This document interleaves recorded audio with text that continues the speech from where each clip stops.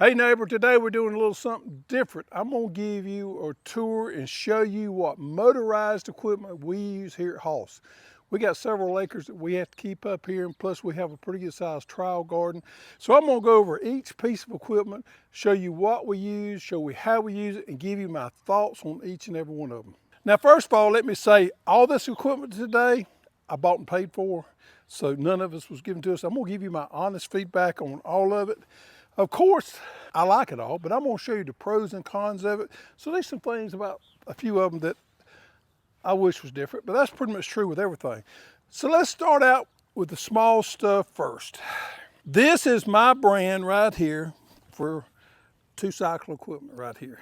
There's another brand out there called Echo that I've used a lot, but I've been stuck on Stihl for a number of years now, and yeah, I am brand loyal to these guys here. If I buy anything like a chainsaw, weed eater, edger, blower, I buy Stihl. It's just what I do. This is a German company, and they make the majority of their products in the USA, and that means a lot to me. But I have found over the years, even with there's other brands, they just hold up better for me. Parts is readily available. Service is normally pretty good on these right here. Of course, we work on a lot of stuff ourselves, but I am a Stihl fanboy. Some of you guys out there are gonna hate on me for that. That's okay. This is just my opinion. I'm 61 years old. I've been running this stuff since I was in my 20s. So it's been used in a long time. This is my experience with this equipment that I'm gonna lay on to you today. But I love the Stihl equipment. Now, I don't buy the consumer stuff. I buy the commercial. Anything you see today is gonna be more of the commercial running stuff because we keep up a lot of acres here. We're rough on equipment, we use it a lot. So we don't buy the homeowner version stuff, we buy the commercial line of stuff right here. And just, that's what has worked well for us. And on the smaller stuff, Stihl is my brand. All right, walk behind tillers, and this is a tough one, folks. This, I'm 61 years old, as I said, this is the second tiller I have ever owned right here. But the problem nowadays is there's no good tillers made on the market. If you go to town and try to buy you a walk-behind tiller, you're gonna find some of the cheapest, sorriest pieces, mass-produced pieces of equipment out there that don't last no time. They're throwaways. It's frustrating. My first river tine tiller was a Troy-built horse. I bought that out of a mail order catalog. It had an ad in there. I bought one, my mother-in-law and father-in-law bought one at the same time. We bought two of them, and mine lasted me for years. Great piece of equipment, but they hadn't been made in forever. In fact, I wore mine out so bad, I had trouble even getting parts for it. I had to replace the tines on it. I kept it patched up and ran it forever. Wonderful piece of equipment, but when it wore out, I moved on and I went with BCS. Now, BCS is a tiller that's made in Italy. The problem with BCS is there's very few dealers in the United States, so most of the time you have to buy these things, have them shipped to you, and you need to be able to do little repairs and maintenance stuff on them yourself because there's no local dealers that you can carry it to get stuff done for. This is a wonderful piece of equipment. I got this, I do believe, it's been years ago. I've had this thing for probably 20 years. I believe I got this from Earth Tools out of Kentucky. A guy named Joel owns Earth Tools, and these two pieces, the next one too, which is Grillo, I'm gonna show you, I think I got both of them from him. There's another guy in Tennessee called Dailies that sells them. All of them are good guys. Now, the BCS, I've had some dealings with the company that imports these into USA. They're called BCS America. They're out of Utah or somewhere. Folks, excuse my language, but they're a bunch of straight assholes, okay? Very arrogant, hard to deal with people, but they're the distributors that bring them in, okay? The dealers that you buy these from, which is Joel or Dailies out of Tennessee, are really good, wonderful people. Now, Joel in particular, I'm gonna put a link down below to his website. It's nothing fancy, but these folks are very conscientious about what they do. They answer the phone. They know everything about these right here. So if you call them with a problem, they can tell you what part it is. They stock most of these parts and they can get them out to you. Wonderful, honest, reliable people. I thank the world of Earth Tools, and I paid for this one right here and I paid for that one right there. And I can still tell you, I think those are really good people. I would have no problem whatever they told me, I would have no problem believing. They're not going to give you a sales line. They're going to answer your questions, your concerns, and they're going to try to lead you in the right direction for the rear tine tiller you want. These are not cheap. If you're wanting a tiller to last you 4 or 5 years, probably go buy one of the cheap ones at the big box stores. If you want one to last you 20 years or 30 years or longer than that, a BCS and a Grillo is the way to go. Now, this will come, as you see here, with the battery on it. That's the first battery to come on it. I do not use the battery. When the battery went dead, I quit using it. I pull this thing and crank it. It's just the way I do. I don't care for the battery. Also, these things have quick connect on them. Now, I got the tiller on here right now, but you can change out on these BCSs to different types of equipment right there. And I've got some different attachments to go for this. I primarily use the tiller. I forgot what it is. I got a pulverizer and I got a flail mower that comes in handy sometimes. But I will say the quick connect on these out there can be aggravating. They can cause you to throw a crowbar across the field. They can cause you to say an ugly word or two. It can test you trying to change these quick attachments out here. But they're there, they do work, and you can change them out, and that makes it really beneficial to have one piece of equipment to have several different attachments for it. Hey, I'm gonna show you this right here. This machine here is over 20 years old. The only thing I've ever had to do with it, I've had to replace a couple of the cables because I think water got down in and rusted up. Let's pull it here and see what this thing does.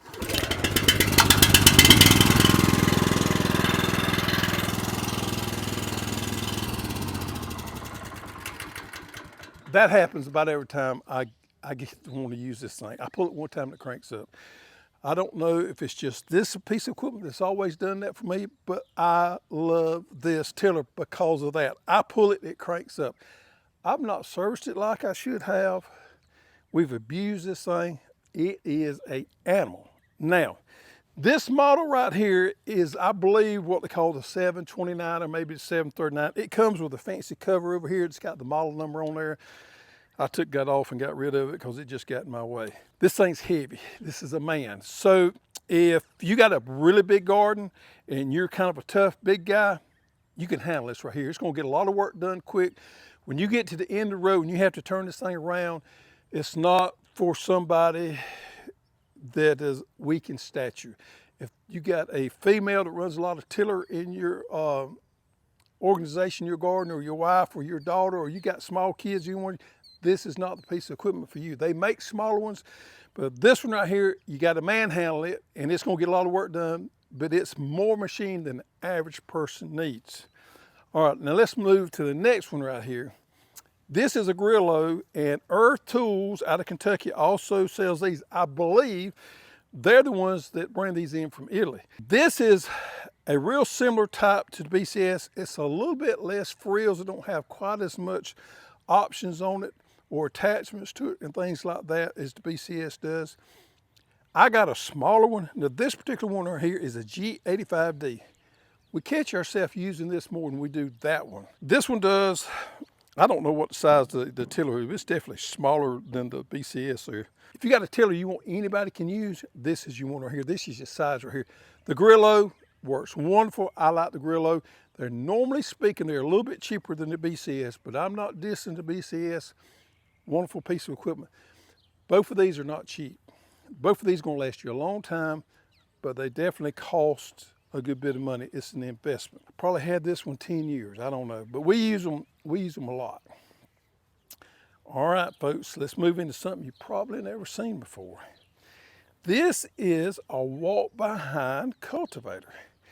This is manufactured by some guys out of Ohio called Tilmor, and that's T-I-L-M-O-R-E. This is a very unique piece of equipment. If you got any age on you, you probably remember the old Planet Junior walk-behind tractors, or you remember the old Gravely walk-behind tractors. This is a modern day version of that. It has toolbars in the back right here that you can change out, put different toolbars on, and you do this simply with a pen, and you can configure different type of cultivating equipment behind it. Now this, folks, is strictly a cultivating type tractor. And what's unique about this one is it is positive drive. And come in here and let me show you this right here. See that chain right there? this thing is positive traction, but when you get to the end of the road and you try to turn it around, it didn't work you to death because it ratchets. It's got some kind of very unique ability to ratchet around so it don't work you to death pulling around at the end of the road, but when you get back in the road, it's positive traction again. A heck of a machine here. This is not for the small gardener. This thing will cover some ground and it moves. So if you're a market farmer or you're an aspiring market farmer, or if you just got a big garden, this may be for you. Made in the USA, very good piece of equipment, kind of pricey, covers a lot of ground. You can do a lot of work with this thing right here. If you've got 30, 40, 50, 60 foot rows in your garden, this is probably too much. You probably need to get back to a wheel hoe or something smaller than this right here. But it's definitely a unique piece of equipment. It's a good piece of equipment. They put a lot of thought into building these things. Make them right there in Ohio.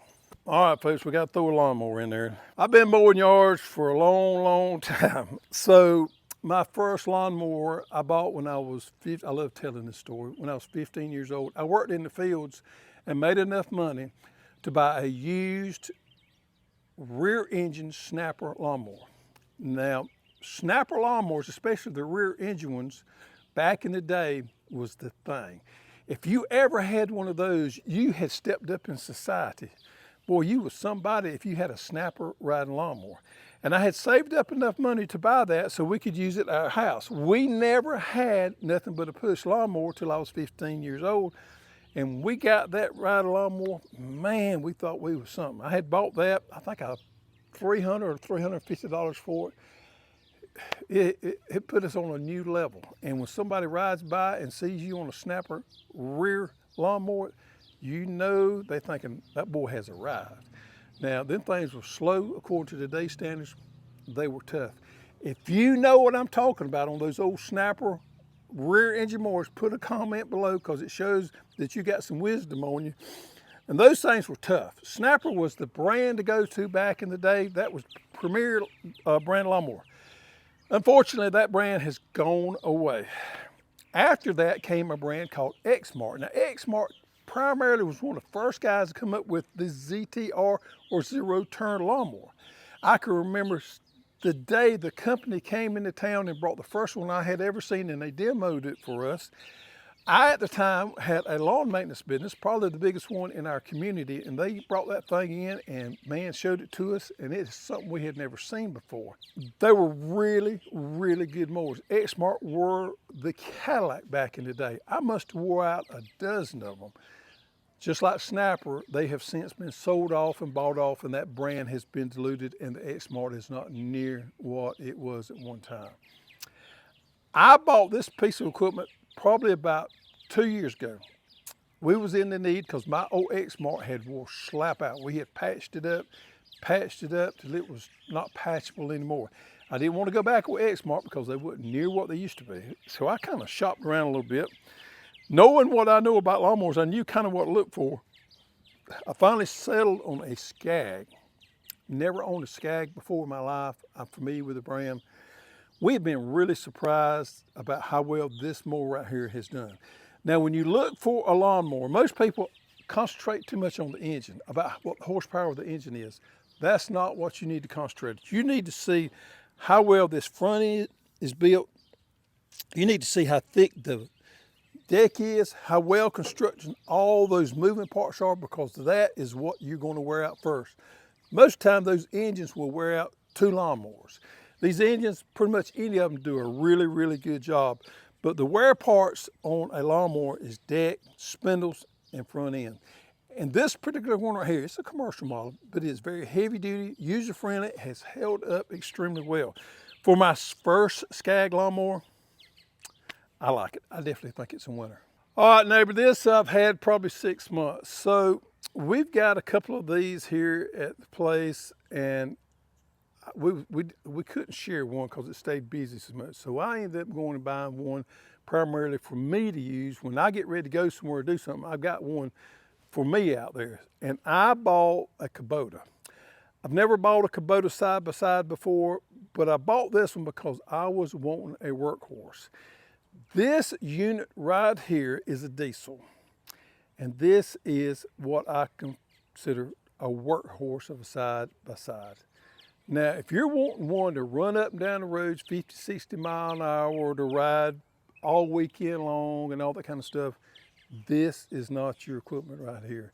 But if you're wanting a workhorse on the farm, this is it right here. This thing won't run at 20-something mile an hour. I don't know what it is, but it's in the 20s. Not very fast at all.